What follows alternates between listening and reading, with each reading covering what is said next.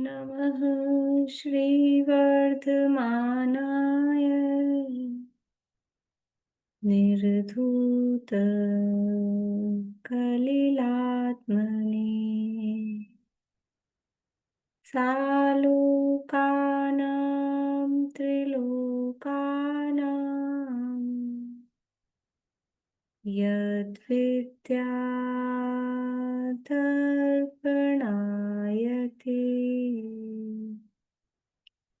यद्विद्यादर्पणायते सकल पाप मल प्रक्षालक श्रीवर्धमान को करुणमन लोकालोक प्रकाशित करने जिनकी विद्या है दर्पण जिनकी विद्या है दर्पण।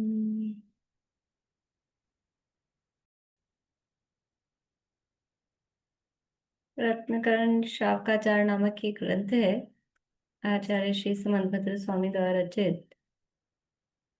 के अंतर्गत गृहस्थों के आचरण का, शाकाचार का वर्णन किया गया है। और यहाँ प्रत्येक अध्याय के प्रत्येक अधिकार के बाद में परिशिष्ट के रूप में जो कुछ बातें दी गई है, उसमें से 47 शक्तियों के नाम वो सुनाने कौन बोल रहे हैं? ये 2-3 लोग ये बोलते हैं, बाकी लोगों ने याद किए थे या नहीं किए थे? तो वे और लोग खाली भी दर्शक की जैसे, श्रोता की जैसे बैठे रहते हैं। आप लोगों ने अगर याद किए हैं तो उसको पक्का या बनाए रखने के लिए चलता है, और नहीं किए हैं तो कुछ प्रेरणा लेके याद कर लें। तो ये 2-3 जने रहते हैं, बस वही वही रिपीट होते रहते हैं।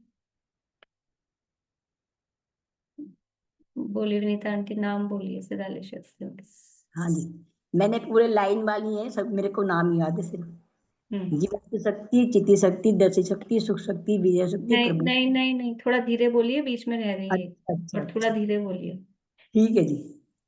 जीवत्व, चिति, दृषि, ज्ञप्ति, सुख, वीर्य, प्रभुत्व, विभुत्व, सर्वदर्शित्व, सर्वज्ञत्व, स्वच्छत्व, प्रकाशत्व, असंकुचित विकासत्व, अकार्य कारणत्व, परिणम्य परिणामकत्व, त्याग उपादान शून्यत्व, अगुरु लघुत्व, अगुरु लघुत्व, त्याग उपादान शून्यत्व, उत्पाद व ध्रुव्यत्व, परिणाम अमूर्तत्व, अकृतत्व, अभोक्तत्व, निष्क्रियत्व और निष्क्रियत्व, उसके बाद नी से निष्क्रियत्व, नियत प्रदेशत्व, नियत प्रदेशत्व, और स्वय धर्म व्यापकत्व, साधारण असाधारण, साधारण असाधारण शक्ति।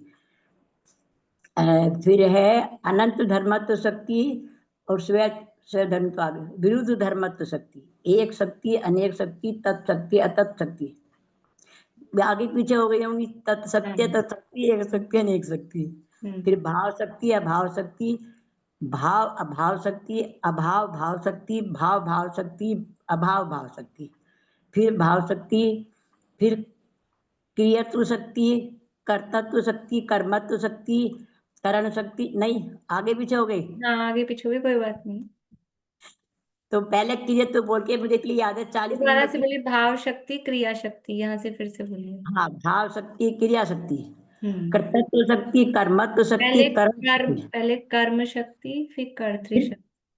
अरे मैंने वही अपनी साथ उसके हिसाब से कर रखी ना भाई, जो चलिए, होती है बोलिए, अभी विभक्ति। अपनी गड़बड़ होगी। और फिर से विभक्ति के भाव हिसाब शक्ति, से। भाव हाँ शक्ति से बोलिए फिर से।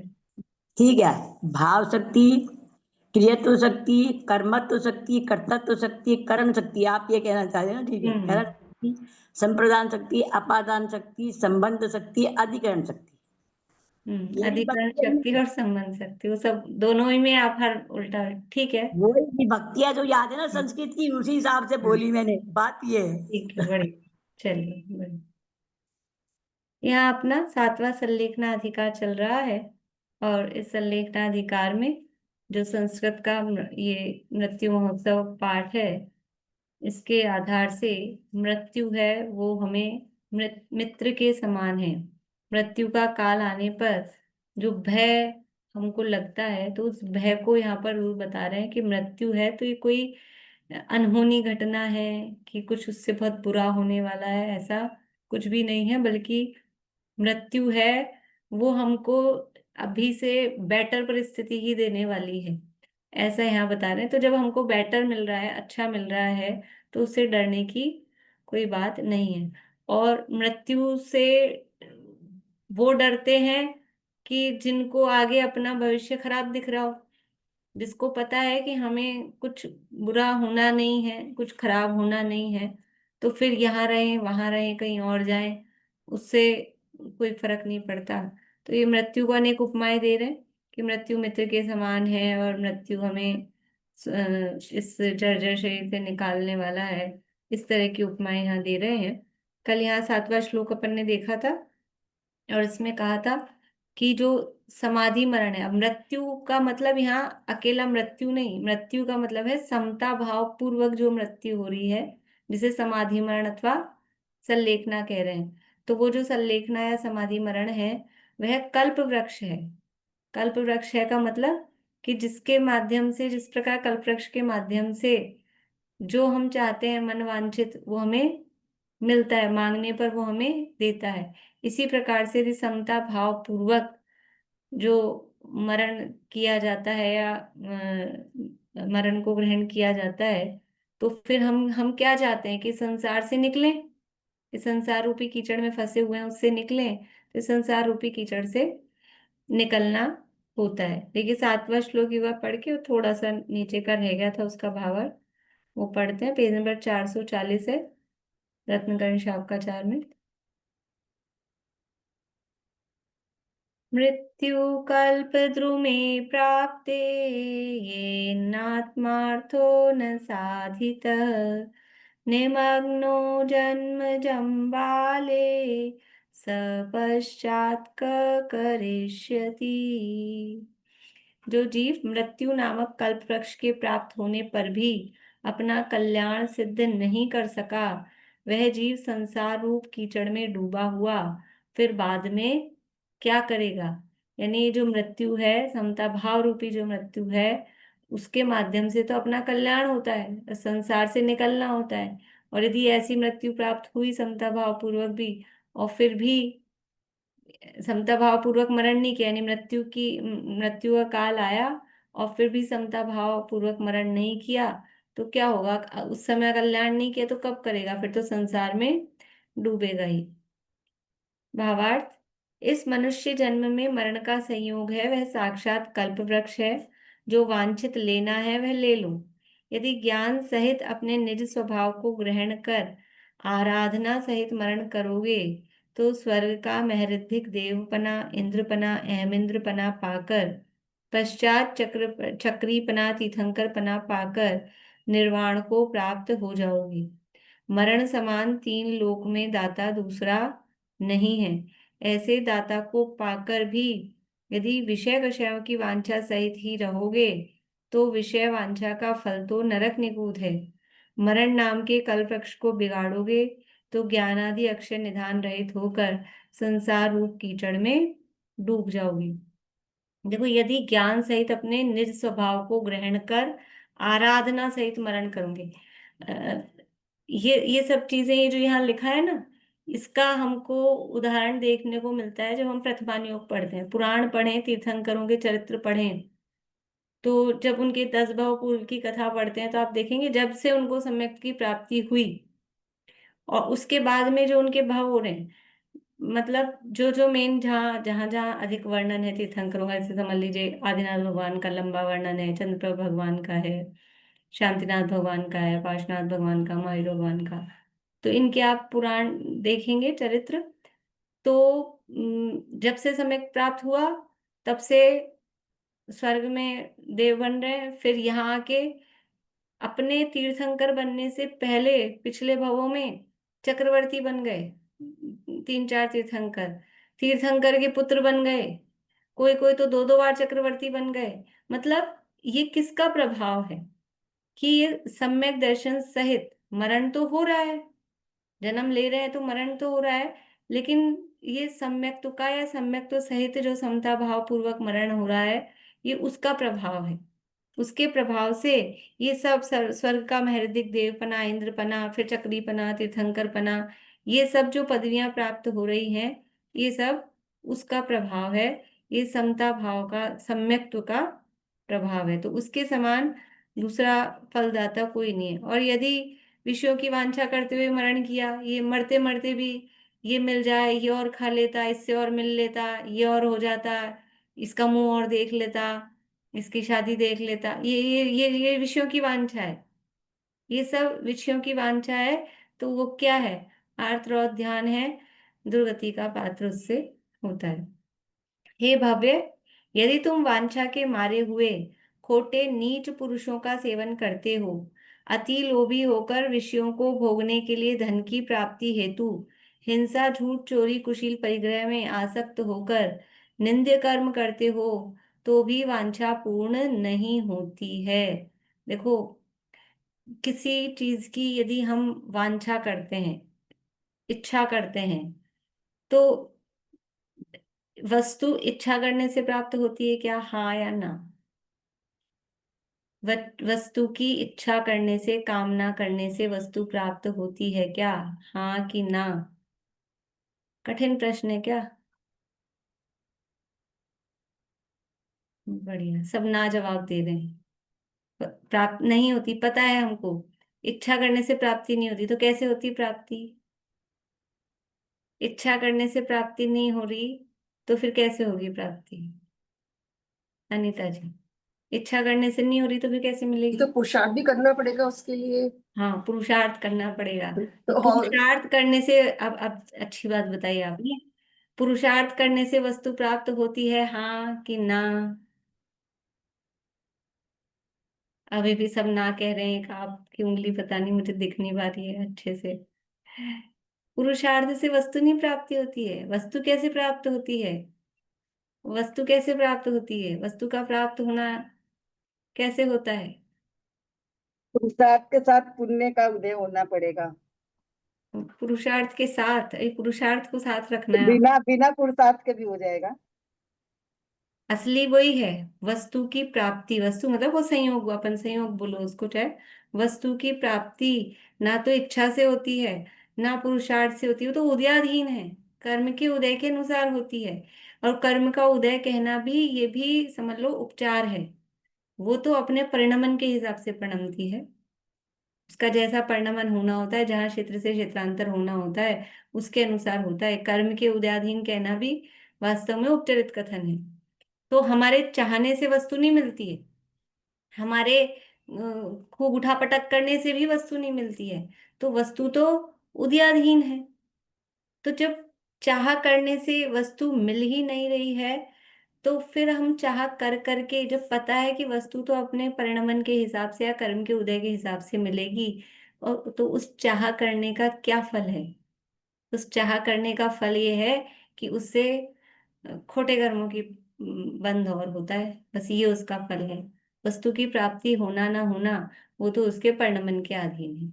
तो यदि वांछा के मारे हुए अब हमको कुछ वस्तु चाहिए, और उसके लिए नीच पुरुषों का सेवन और हिंसा, झूठ, चोरी, कुशील परिग्रह, ये वस्तुओं की प्राप्ति के लिए कर रहे हैं, तो भी वस्तु का प्राप्त होना तो उसके परिणमन के अधीन है, कर्म के उदय के अधीन है।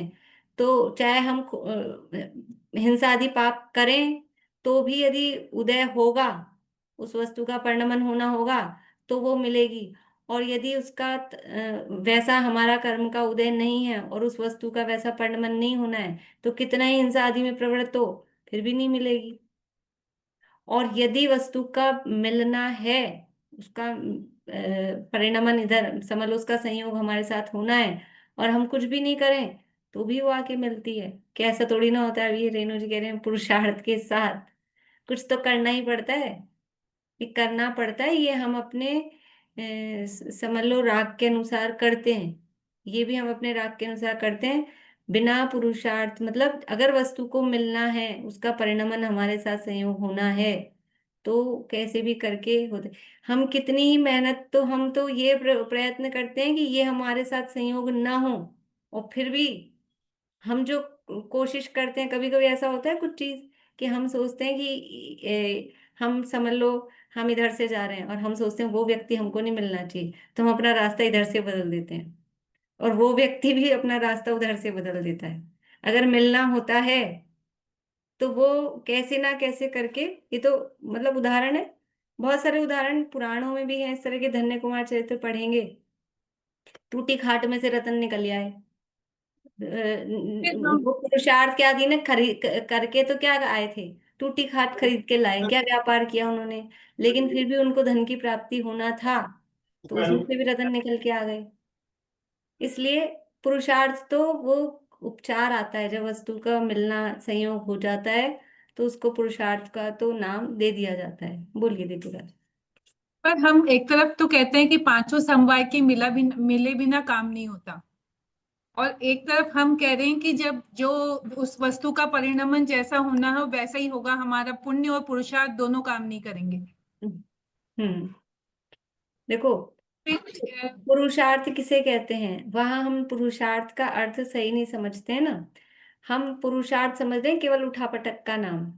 पुरुषार्थ का मतलब है कि हर हर वस्तु का पुरुषार्थ वो उसमें स्वयं में होता है। पुरुषार्थ का मतलब है वीर्य गुण का परिणमन, उसका नाम है पुरुषार्थ।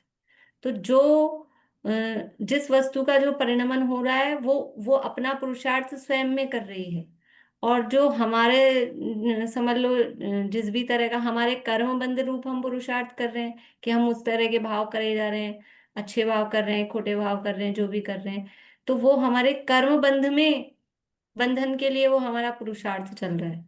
ये बाहरी वस्तु की प्राप्ति नहीं प्राप्ति, ये जो हाथ पैर का हिलना, ये सब इसका नाम पुरुषार्थ नहीं है। जीव का पुरुषार्थ जीव में होगा, और जीव का परिणमन होगा। तो जीव क्या कर सकता है, कि जीव केवल जान सकता है। तो जीव का परिणमन, जीव का पुरुषार्थ वो जानने रूप ही होता है।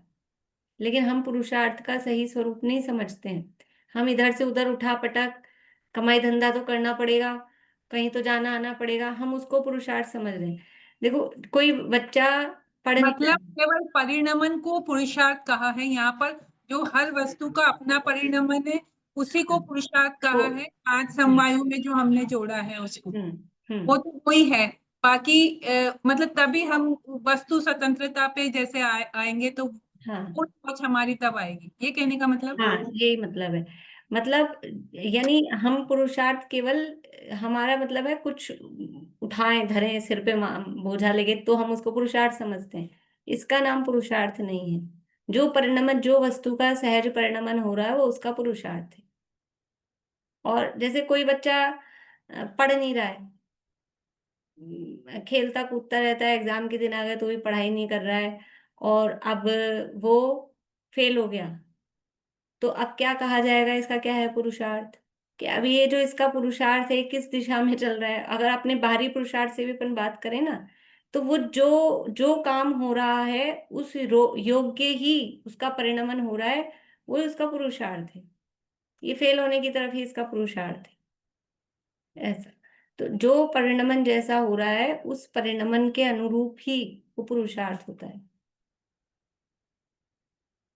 तो यहाँ तो बात ही कह रहे थे कि यदि हम वांछा करेंगे और पाप करेंगे तो वस्तु मिल जाएगी, ऐसा नहीं है। और वांछा नहीं करेंगे, पाप नहीं करेंगे तो वस्तु नहीं मिलेगी, ऐसा नहीं है। वस्तु का मिलना नहीं मिलना हमारे वांछा करने से या पाप में प्रवृत्त होने से उसका कोई संबंध नहीं है। तो ये हिंसा झूठ चोरी कुटिल परिग्रह में आसक्त होकर निंदे कर्म करते हो तो भी वांछा पूरी नहीं होती है, किंतु दुख के मारे मरण ही करते हो। ये वांछा कर करके और वांछा के पूरी करने के चक्कर में जो पापों में प्रवृत्त हो रहे हो, उसका फल क्या आ रहा है, ये किस तरफ का पुरुषार्थ है। ये जो अपनी इच्छा पूरी करने के लिए पापों में प्रवृत्ति है, ये ये दुख के लिए पुरुषार्थ है। ये उस वस्तु की प्राप्ति के लिए पुरुषार्थ नहीं है। और कदाचित वस्तु की प्राप्ति हो जाती है उससे, तो हमको लगता है इससे हमको वस्तु की प्राप्ति हुई, उस वस्तु का वैसा परिणमन होना था। लेकिन असली पुरुषार्थ हुआ है कि दुख की प्राप्ति के लिए पुरुषार्थ किया है।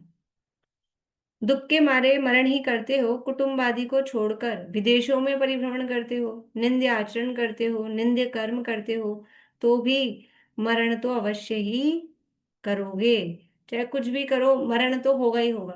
चाहे यहाँ रहो, चाहे कहीं विदेश जाओ, चाहे कितना ही कमाओ, चाहे कितनी वस्तुओं की प्राप्ति के लिए प्रयत्न करो, तो भी क्या होना है, वो मरण की जो जब तक जीवन रहना है तब तक रहेगा, मरण तो होगा ही। इसलिए इन वस्तुओं की प्राप्ति के पीछे और अपने भाव बिगाड़ कर और फिर खोटा मरण करना वो दुर्गति का कारण होता है।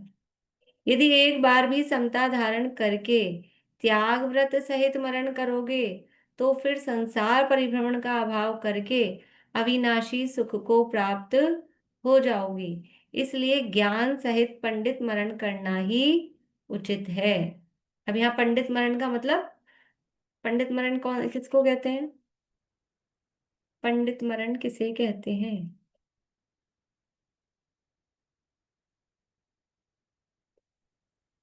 कुछ ही लोगों के हाथ खड़े होते हैं। बोले मनोरमा आंटी। ये गंधर्वों को होता है। किनको? पंडित पंडित पंडित पंडित मरण केवल ज्ञान, पंडित मतलब मरण, पंडित मरण पूछो, पंडित पंडित मरण। मरण मुनि महाराज को होता है। हाँ, मुनिराजों का जो मरण होता है, भावलिंगी मुनिराजों का, वो पंडित मरण कहलाता है। अब यहाँ जो पंडित मरण कहा है कि इसलिए ज्ञान सहित पंडित मरण करना ही उचित है, इसका मतलब बस मुनि बनेंगे तो ही उचित है। यहाँ पंडित मरण का वो वाला अर्थ नहीं लेना, यहाँ बस दो भागों में बांटना। एक अज्ञानी का मरण वो बाल मरण, और एक ज्ञानी का मरण वो पंडित मरण।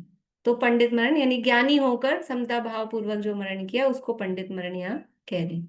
तो अब शब्द वही लिखा है, लेकिन भाव समझना चाहिए, अपेक्षा समझनी चाहिए। अब कह रहे हैं समाधि मरण उत्तम दातार है। समाधि मरण है वो दातार है, देने वाला है। श्लोक बोलते हैं, निशांटी बोलिए। श्लोक नंबर 8 है, पेज नंबर 441। जीर्ण देहादिकं सर्व, जीर्णं देहादिकं सर्वं। में बिंदी है क्या? पीडीएफ में नहीं मेरे है। वाले में तो हाँ नहीं, पीडीएफ में नहीं है, बुक में तो है। मैंने जीर्णं देहादिकं सर्वं, जीर्णं देहादिकं सर्वं। नूतनं जायते यतः, नूतनं जायते यतः। स मृत्युः किं न मोदाय, समृत्युः किं न मोदाय। सतां सातोत्थितिर्यथा। सतां सात्तोत्थितिर्यथा। जीर्णं देहादिकं सर्वं, नूतनं जायते यतः, स मृत्युः किं न मोदाय, सतां सातोत्थितिर्यथा।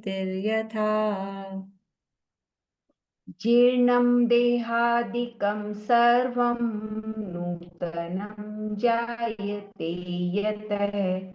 समृत्युः किं न मोदाय। सतां सात्तोत्थितिर्यथा। जीर्णम देहादिकम सर्वम, जो जीर्ण शीर्ण जो ये देहादिक है, जो शरीर है, सर्वम यानी सब, नूतनम जायते, नूतनम यानी नए, जायते हो जाते हैं, मिल जाते हैं, यतः चूंकि, स मृत्यु वह मृत्यु, किम यानी किसे, न यानी नहीं, मोदाय, मोदाय यानी प्रसन्नता, मुद मुद मुदित बोलते हैं, मुदित, मेरा मन मुदित, मुदित मोदाय उस मुद धातु से बना है, प्रसन्नता के अर्थ में है। सताम यानी सत्पुरुषों को या जीवों को, सातो साता उत्तिथि यथा यानी साता के उदय के, यथा यानी उसके जैसा, उसके समान, यानी जो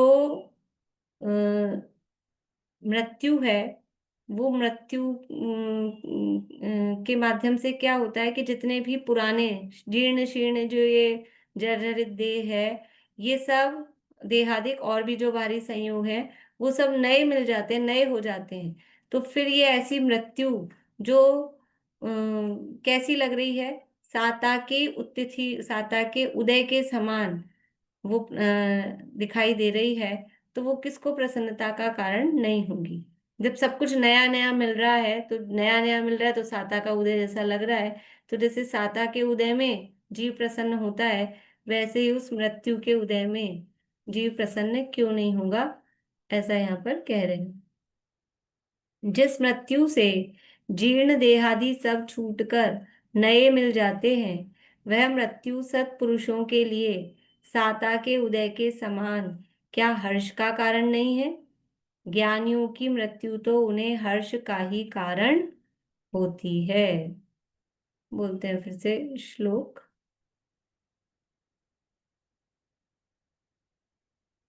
रेखा अभी बोलिएगा। जीर्णं देहादिकं सर्वं नूतनं जायते यतः स मृत्युः किं न मोदाय सतां सातोत्थितिर्यथा। जीर्णं देहादिक सर्वं नूतनं जायते यतः स मृत्युः किं न मोदाय सतां सातोत्थितिर्यथा। भावार्थ, यह मनुष्यों का शरीर भोजन कराते हुए भी नित्य ही समय समय जीर्ण होता जाता है। देवों के शरीर के समान वृद्धावस्था रहित नहीं है। दिन दिन बल घटता जाता है, कांति व रूप मलिन होता जाता है, कोमल से कठोर होता जाता है, सभी नसों के हड्डियों के जोड़ बंधन ढीले होते जाते हैं, चमड़ा ढीला होता जाता है। ये फील हो रहा है कि नहीं हो रहा है? ये जो जो शब्द, ये लाइनें चल रही हैं कि जितना जितना ताकत के लिए जितना जितना खाते पीते हैं, और जितनी समझ लो और जो कुछ भी करते हैं, एक्सरसाइज करते हैं, मालिश करते हैं, और जो जो कुछ ज्वाइन करते हैं, उतना ही उतना शिथिल होता जाता है। खिलाते खिलाते भी कमजोरी आती जाती है, कमजोरी आती जाती है। अष्टांगिका चल रहे हो, फिर एक आसन भी नहीं किया हो और सब कुछ खाया पिया हो, फिर भी पता लग रहा है गिर रहे हैं, पड़ रहे हैं, हालत ऐसी हो रही है। ये क्या है? ये शरीर की स्थिति है। ये जो स्किन है, ये सब कैसे लिखा है? कांति रूप मलिन होता जाता है, चमड़ा ढीला होता जाता है, नसों के हड्डियों के जोड़ बंधन ढीले होते जाते हैं। जरा सा वजन नहीं उठा सकते हैं, जरा सा काम नहीं कर सकते हैं, जरा सी ठंडी हवा चल गई है तो जुकाम खांसी बुखार हो जाता है। ये क्या है? ये तो शरीर की स्थिति है। मांस आदि को छोड़कर झुर्रियों युक्त होता जाता है, नेत्रों की सुंदरता बिगड़ जाती है, कानों की श्रवण करने की शक्ति घटती जाती है, हाथों पैरों में दिन दिन कमजोरी बढ़ती जाती है, चलने की शक्ति धीमी होती जाती है, चलते बैठते उठते श्वास बढ़ने लगती है, कफ बढ़ने लग जाता है, अनेक रोग बढ़ते जाते हैं। ऐसी जीर्ण देह का दुख कहाँ तक भोगता है, कहाँ तक भोगता? वह ऐसे देह का घींचना घसीटना कहाँ तक होता है? ऐसी तो ये शरीर की हालत है। इतनी तो स्थिति खराब है, और इसको ले लेके ढो रहे हैं, घसीट रहे हैं। कब तक घसीटेंगे? कब तक इस जर्जरित देह को संभाल के रखते रहेंगे? इसकी तो स्थिति यही है ना। जितना जितना हम इस शरीर के लिए, अब अभी की बात है, और अब तो बच्चों की भी यही हालत है। पहले तो फिर भी चलो थोड़ा बचपन में ऐसा लगता था कि थोड़ा हाँ भाई दिख रहा है, कुछ कर रहे हैं तो उनका। अब तो बच्चों के भी बचपन से ही बाल झड़ रहे हैं, बचपन से ही बाल सफेद हो रहे हैं, ताकत नहीं है, शक्ति नहीं है। जरा से में जरा सा पैर मुड़ जाए तो वो सा लिगामेंट क्रैक हो गया है, ये मांस फट गया है, कि हड्डी क्रैक हो गई है। इतनी इतनी स्थितियां ऐसी हैं। ये सब होता जा रहा है। और फिर भी ऐसा ये शरीर है, फिर भी इसको मतलब आदत ऐसी है ना, जैसे हमारे दिवाली की सफाई करते हैं ना, फिर भी कुछ कुछ चीजें निकलती है पुरानी, रिजेक्टेड, जिसको हम हटा चुके हैं, लेकिन फिर भी उसको कोने में छुपा के रखते हैं कहीं। और फिर अभी दिवाली की सफाई करी है, निकाला देखा, काम तो नहीं आया पिछले साल से इस साल तक, लेकिन रख लेते हैं कभी काम आए। तो उसको रखे रखते हैं। ऐसे मतलब उससे मोह नहीं छूटता है। ऐसी जीर्ण शीर्ण देह हो गई है, लेकिन मोह नहीं छूटता है कि इस जीर्ण देह जितनी जितनी जीर्ण होती जा रही है, उतना ही उस पे उपचार पे उपचार, उपचार पे उपचार, वो बोलते हैं उस पे पैबंद लगाते जाते हैं। अब सब बदल जाता है आजकल, हर चीज का तो हार्ट बदल लो, घुटना बदल लो, आंखें बदल लो, और क्या क्या अंदर के क्या क्या पार्ट बदल जाते हैं, सब बदल लो। ये सब वो कुर्ता फट जाए तो लगा लेते हैं ना पैबंद, ऐसे पैबंद लगा लगा के फिर भी उस शरीर को समझ रहे हैं यही शरीर हमारा है, बस ऐसा उसको संभाल के रखना चाहिए। मरण नामक दातार के बिना ऐसे निंद्य देह से छुड़ाकर नवीन देह में निवास कौन कराता। ये ऐसा जीर्ण शीर्ण घसीटता हुआ ये देह हो गया है, अब ये मरण रूपी दातार आया है जो हमारे फटे फटे पुराने शरीर से हमको छुड़ाकर नवीन देह में भेज रहा है। जीर्ण शरीर में असाता का बड़ा उदय भोगना पड़ता है। मरण नामक उपकारी दाता के बिना ऐसी असाता कौन दूर कर सकता है। देखिए, ये जो सारा वर्णन चल रहा है ये किस अपेक्षा से चल रहा है, किसके लिए चल रहा है। हर जो भी कथन किया जाता है वो किसी प्रयोजन से, एकांत कथन नहीं होता है। ये कथन किया जा रहा है तो जो अभी मरण के निकट है, मरण के सन्मुख है और मरण से डर रहा है, उसके लिए ये सारी बातें हैं। सर्वथा एकांत रूप से उनको घटित नहीं करना। मरण नामक उपकारी दाता के बिना ऐसी असाता कौन दूर कर सकता है। जो सम्यक ज्ञानी हैं वे तो मृत्यु के आने पर बड़ा हर्ष मानते हैं तथा व्रत संयम त्याग शील में सावधान होकर ऐसा प्रयत्न करते हैं जिससे फिर ऐसी दुख की भरी देह को धारण ही नहीं करना पड़े। तो यदि मरण का समय आ रहा है तो भी वो वीरता पूर्वक, वीरता पूर्वक उसको स्वीकार करते हैं, क्योंकि ये शरीर के आश्रय से दुख हो रहा है, अभी शरीर के निमित्त से दुख हो रहा है। तो आप भी अब ऐसा करें कि ये शरीर को धारण ही न करना पड़े, इस प्रकार का प्रयास करते हैं। सम्यक ज्ञानी तो इसी को महासाता का उदय मानते हैं। ये मृत्यु का अवसर आया है, ये महासाता का उदय है। अज्ञानी उसको असाता का उदय समझते हैं। देखो, देखने की दृष्टि है। किसी के फ्रैक्चर हो गया, पैर में फ्रैक्चर हो गया, बेड पे पड़ा है व्यक्ति, तो दो तरह के लोग हैं, ज्ञानी ज्ञानी अज्ञानी, मतलब वैसा आत्मज्ञानी वाला नहीं, लेकिन एक अज्ञानी जो कुछ भी समझता नहीं है, वस्तु स्वरूप नहीं समझता है थोड़ा बहुत भी, और एक है कि स्वाध्यायी है, वस्तु स्वरूप समझता है। तो वो जो अज्ञानी है वो रोता है, हाय हाय पलंग पे पड़ गए, क्या करें ऐसा वैसा। और जो ज्ञानी है, जिसको समझ लो जिनवाणी का आश्रय आधार है, तो वो सोचता है मुझे अच्छा अवसर मिल गया। ऐसे बहुत भाग दौड़ चलती थी, बैठ के अपना समय नहीं मिलता था स्वाध्याय का, चिंतन मनन का बराबर पर्याप्त। चलो अब अच्छा अवसर मिल गया अपने को, बैठेंगे स्वाध्याय करेंगे, चिंतन मनन करेंगे। उठापटक सारी अपने आप ही बंद हो गई, चलना फिरना बंद हो गया। तो उसी परिस्थिति को क्योंकि अब परिस्थिति तो आ गई, चलना फिरना तो दोनों का ही बंद है, उठापटक तो कर नहीं सकते। अब उस समय या तो हाय हाय करो, रोध हो, या फिर उसी समय को अपने चिंतन मनन आदि के लिए उपयोग में ले लें। तो ये विचारधारा का, ये चिंतन का अंतर होता है। तो मृत्यु तो आनी ही आनी है, ये तो पता ही है, सबको पता है, चाहे ज्ञानी हो चाहे अज्ञानी हो। मूर्ख से मूर्ख आदमी को पता है मृत्यु तो आनी ही है। अब उसको रो धो के स्वीकार करें कि खुशी खुशी स्वीकार करें, उतना अंतर है। बोलिए सुमन जी। मतलब सम्यक दृष्टि को तो श्रद्धान है, शरीर में एकत्व नहीं है, वो सारी बातें समझता है वस्तु का स्वरूप। लेकिन हम जैसी भूमिका है, सब कुछ समझ रहे हैं लेकिन अंदर से एक भय है कि अंत समय ऐसे विचार कर पाएंगे या नहीं। और ऐसे ही बिल्कुल मेरे अभी निकट में एक हमारे परिवार में है, कुछ नहीं जानते, धर्म कभी कुछ किया नहीं, उनका निकट समय बिल्कुल हम डे बाय डे देख रहे हैं, लेकिन इतना शांत स्वभाव, खाना पीना सब छूट गया, कोई कंप्लेन नहीं, मतलब बहुत सरल, जैसे ये पढ़ रही हूं ना मैं, मुझे वो नजर आ रहे हैं। लेकिन उन्होंने कभी कुछ भी धर्म नहीं किया, ये वस्तु का स्वरूप या आत्म तत्व कभी कोई बात सुनी नहीं, तो ऐसे क्या फल समझे उसका कि उनको ये कैसा भान हो रहा है जो वो इतना शांत हो रहे हैं।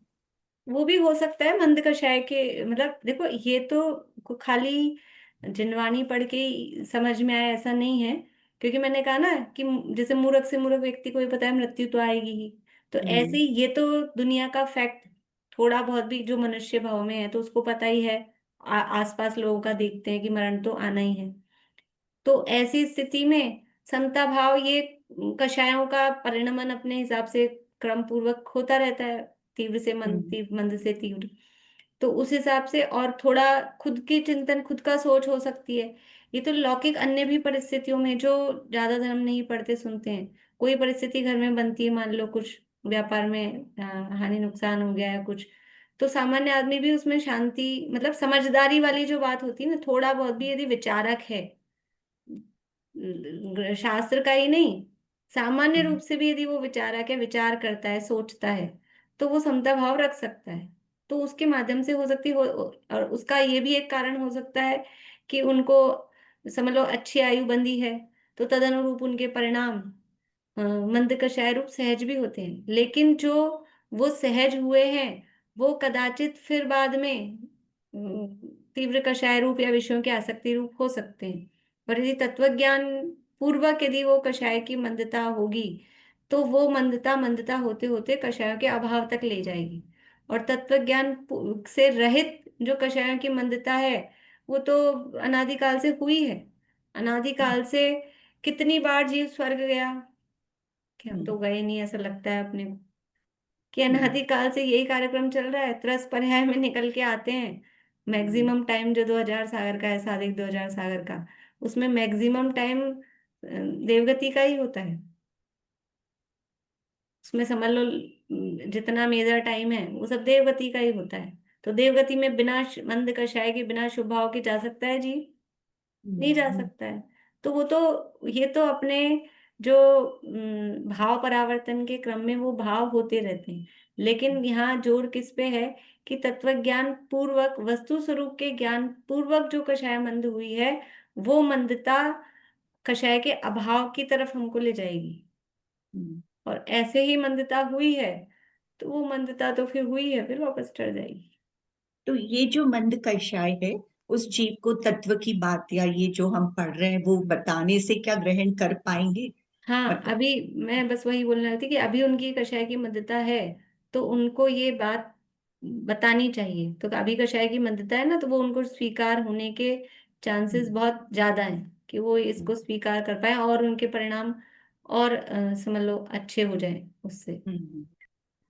तो क्योंकि ये जो तत्व की बात है, ये कषाय की मंदता में ही सुहाती है, तभी जीव तीव्र कषाय होती है, तो वो तत्व सुनेगा ही नहीं, समझेगा ही नहीं और विरोध और करेगा। तो ये कषाय की मंदता में ही ये बात, ये बीज तभी बोया जाता है। देखिए, इसलिए ज्ञान सहित नहीं, ये मनुष्य का, ये तो हो गया ना ये पैराग्राफ। मरण नामक दातार के बिना ऐसे निंद देह से छुड़ाकर नवीन देह में निवास कौन कराता। जीर्ण शरीर में असाता का बड़ा दुख भोगना पड़ता है। मरण नामक उपकारी दाता के बिना ऐसी असाता कौन दूर कर सकता है।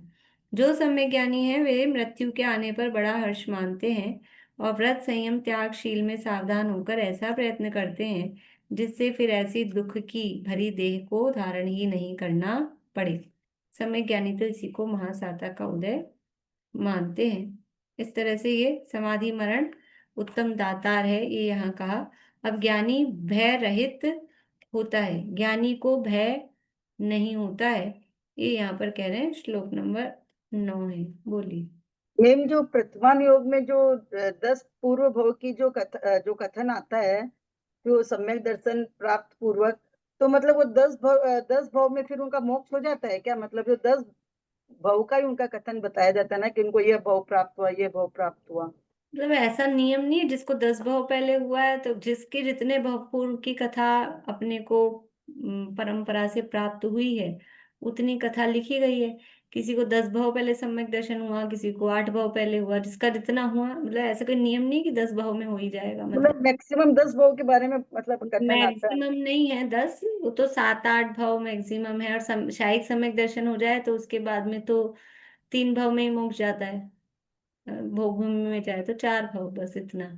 शैवक्षमिक समय के साथ है तो 7-8 भाव, ऐसा सामान्य रूप से कथन है। तो उसमें जितने भी हो जाए मतलब यथा। 10 भाव में तो चला ही जाएगा वो। मैंने बोला ना, ऐसा कोई नियम नहीं है कि 10 ही भाव, 12 भी हो सकते हैं, 7 और 8 को मिला के 15 भी हो सकते हैं। ऐसा फिक्स नंबर ऑफ भाव, ऐसा फिक्स नहीं है कि इतने भाव होंगे। पर अधिक भाव नहीं होते, सम्यक दर्शन बना रहे तो ऐसा नहीं कि कोई लाखों करोड़ों भाव हो रहे हैं, मतलब ऐसा नहीं होता है।